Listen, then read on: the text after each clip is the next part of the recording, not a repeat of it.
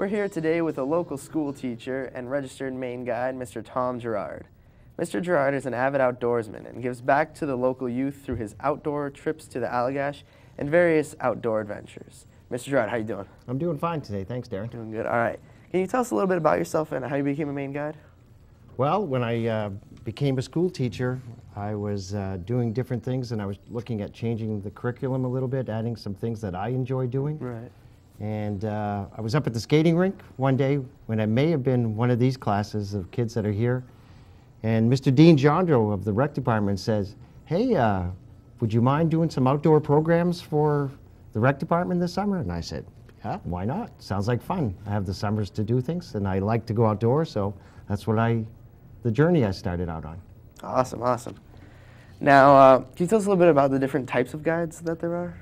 Yeah, there's a lot of guides. So it's pretty regulated in the state because you're dealing with the safety of people, and you're getting paid to do that. So they want to make sure that people that are coming to the state are getting good quality safety programs out there, and that they're safe when they're in the woods or on the waters. So you go through quite a process to become a Maine guide. But there's guides that are for recreation use, there's whitewater rafting guides, there's hunting guides, fishing guides, there's seaboat captains out there for fishing, so there's a lot of guide prospects out there. A lot of people that do that for a living. Yeah. All right, and have you always liked the outdoors? Yeah, pretty much. We grew up around here, and everything was wild, and of course it was 100 years ago, so we didn't have the things in life that you guys have now. You grew up with it. Everything was outside, and we lived outside from dawn to dusk. We fished in the second dam illegally for many years, and we had a lot of fun. We caught a lot of fish, did a lot of things that you guys still do, but it was a little bit different back then. Right, yes, it's always been with you. Yeah. All right, can you describe maybe one or two of your trips that you take?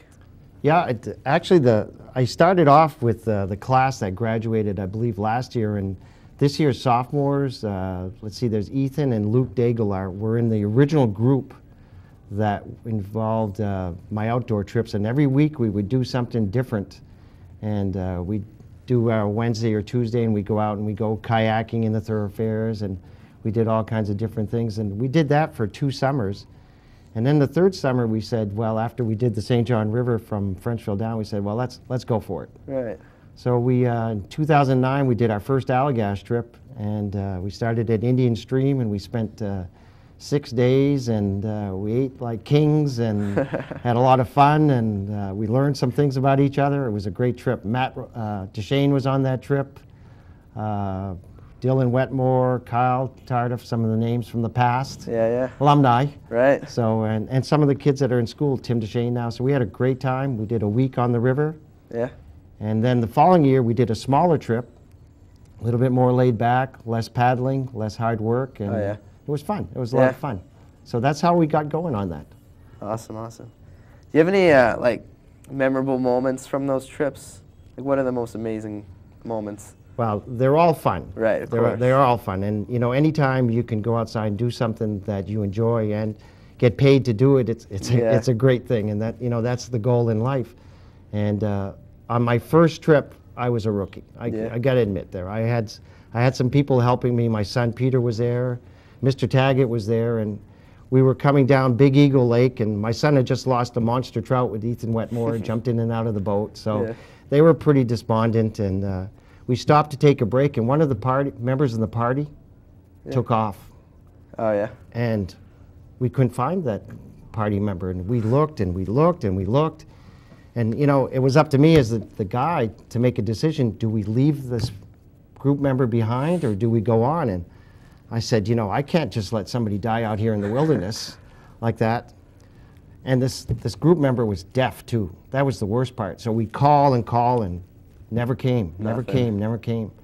And finally, after about an hour and a half of waiting, and we almost made a decision to move on and leave people behind, Mr. Taggart's dog came out of the woods.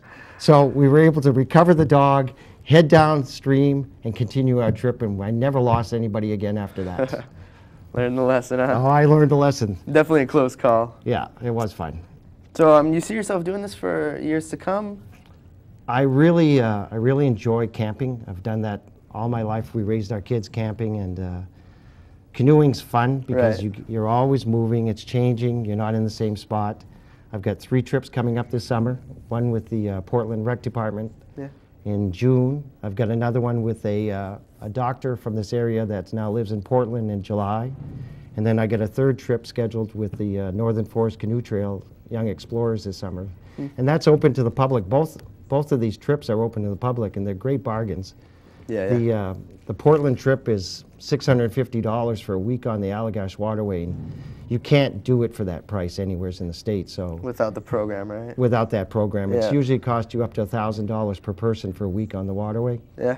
And then the Young Explorers program, which is for ages 10 to 14, that's $100 for a week of canoeing and eating and science. Really? And it's really, really well done. So it's something good. As long as I'm healthy, You gonna keep doing it? I'm going to keep doing it. Yeah, I keep learning. I read. I study all the time. Yeah. And I love it. I enjoy it. That's awesome. It's part of me.